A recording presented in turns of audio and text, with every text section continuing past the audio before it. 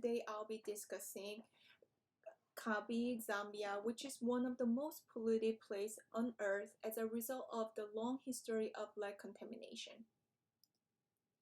First, I will discuss the purpose and objective, which will be outlined on the table of content. Next, I will discuss the background of the lead contamination, followed by distribution and health impacts on the population. Finally, I will discuss the intervention.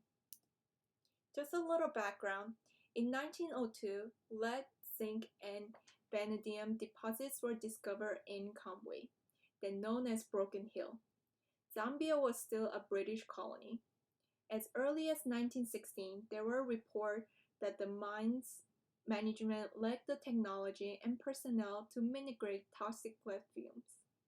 In 1936, miners asked for compensation for workers who could not work because of sickness from the lead fume. Decades of mining in Kabwe took a toll on the surrounding environment and the health of its residents. Shelter fumes, wind-blown dust, and seasonal flooding of the mine canal left high concentration of lead in the soil and dust at the mine and in residential areas surrounding it. This map, produced by Kabwe Scoping and Design Study, as known as KSDS of the Copperbelt Environment Project, is an interpolated distribution of lead in soil based on a district and township survey. This means that soil samples were taken at individual points throughout Kabwe, and surveyors use a mathematical model to estimate lead concentration across the whole district.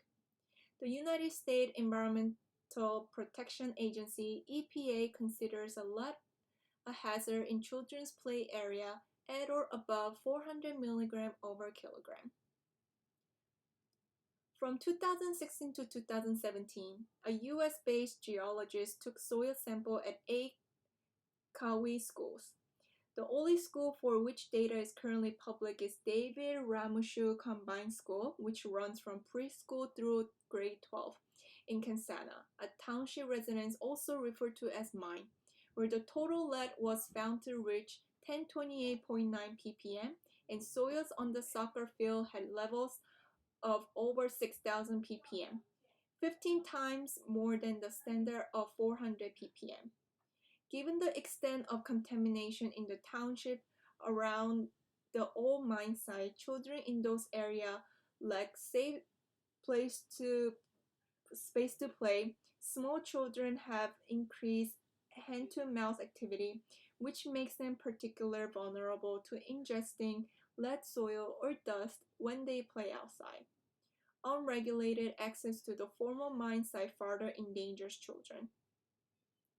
Residents continue to be exposed to a high level of lead in Kabwe.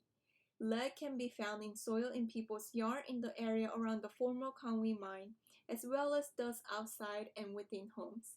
Given the next extent of contamination, all residents of Kabwe's affected township are at risk of ingesting or breathing in lead dust. Residents who grew crops in contaminated soil or cook outside face additional risk. Elevated lead level damage the brain, kidney, liver, stomach, nerves, and blood cell, which may result in behavioral problem, impaired growth, or even to death.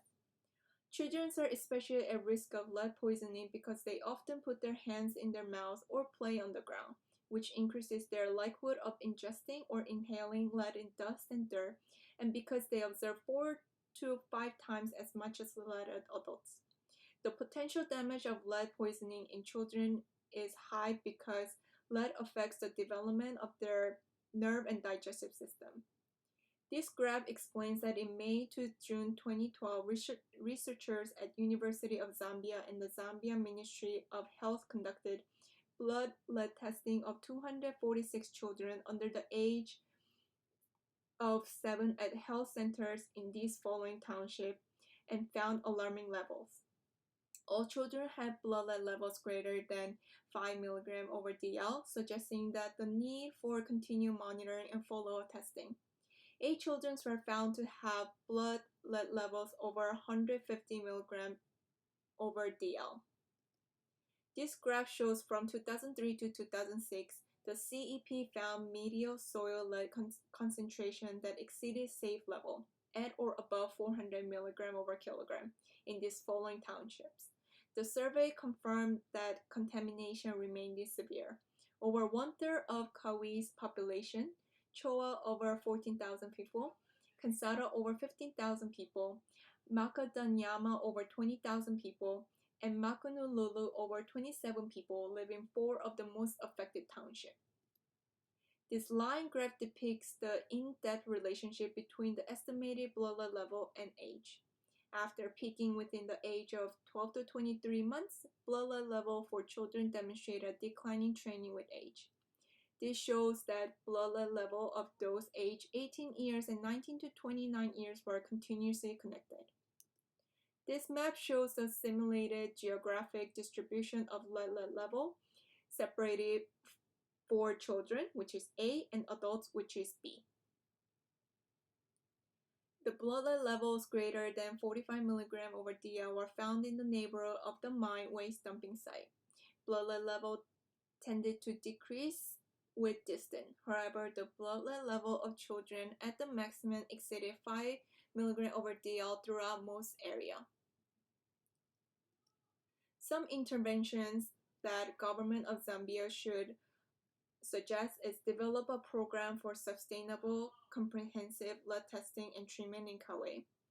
From Ministry of Mine and Mineral Development, they should conduct a thorough environment assessment of current lead levels in Kabwe soil, dust, air, crops, and water, as well as other possible exposure pathway to identify priority areas.